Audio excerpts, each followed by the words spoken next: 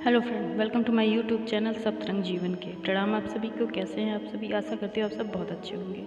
दोस्तों, आज का हमारा प्रसंग है रामचरितमानस।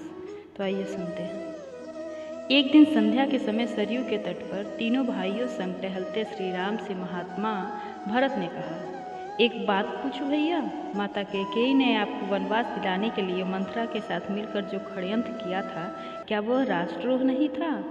उनके षड्यंत्र के कारण एक और राज्य के भावी महाराज और महारानी को 14 वर्ष का वनवास झेलना पड़ा, तो दूसरी ओर पिता महाराज की दुखद मृत्यु हुई।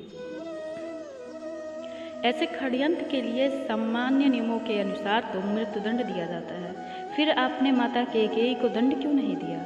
राम मुस्कुराए बोले, जानते हो भरत, किसी कुल में एक चरित्रवान और धर्मपरायण पुत्र जन्म ले तो उसका जीवन उसके असंख्य पीढ़ी के पितरों के अपराध का प्रायश्चित कर देता है। जिस माँ ने तुम जैसे महात्मा को जन्म दिया हो, उसे दंड कैसे दिया जा सकता है भरत? भरत संतुष्ट नहीं हुए। कहा, यह तो मोह है भैया, और राजा का दंड विधान मोह से मुक्त होता है। एक राजा की तरह उत्तर दीजिए कि आपने माता को दंड क्यों नहीं दिया। समझिए कि आपसे यह प्रश्न आपका अनुज नहीं, अयोध्या का एक सामान्य नागरिक कर रहा है। राम गंभीर हो गए। कुछ क्षण मौन के बाद कहा, अपने सगे संबंधियों के किसी अपराध पर कोई दंड न देना ही सृष्टि का कठोरतम दंड है भरत। माता कैकेयी ने अपनी एक भूल का बड़ा कठोर दंड भोगा है। वनवास के 14 वर्षों में हम चारों भाई अपने अपने स्थान पर परिस्थितियों से लड़ते रहे, पर माता कैकेयी हर क्षण मरती नहीं। अपनी एक भूल के कारण उन्होंने अपना पति खोया, अपने 4 बेटे खोए, अपना समस्त सुख खोया, फिर भी वे वैसे अपराध बोध से कभी मुक्त न हो सकी। वनवास समाप्त हो गया तो परिवार के शेष सदस्य प्रसन्न और सुखी हो गए, पर वे कभी प्रसन्न न हो सकी। कोई राजा किसी स्त्री को इससे कठोर दंड क्या दे सकता है? मैं तो सदैव यह सोचकर दुखी हो जाता हूँ कि मेरे कारण अनायास ही मेरी माँ को इतना कठोर दंड भोगना पड़ा। राम के नेत्र में जल उतर आया था और भरत आध भाई मौन हो गए थे। राम ने फिर कहा, और उनकी भूल को अपराध समझना ही क्यों भरत?